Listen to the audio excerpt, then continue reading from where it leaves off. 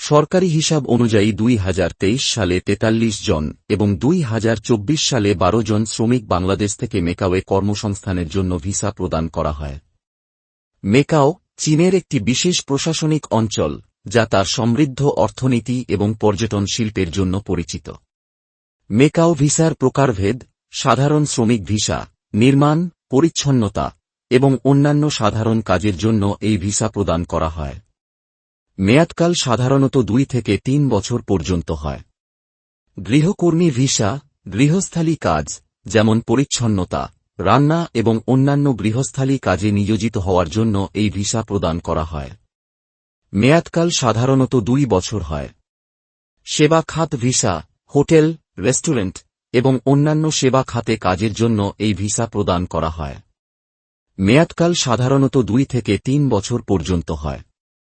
সকল প্রক্রিয়া সম্পন্ন করার পর ভিসা প্রাপ্তিতে সাধারণত 6 থেকে 8 মাস সময় লাগতে পারে।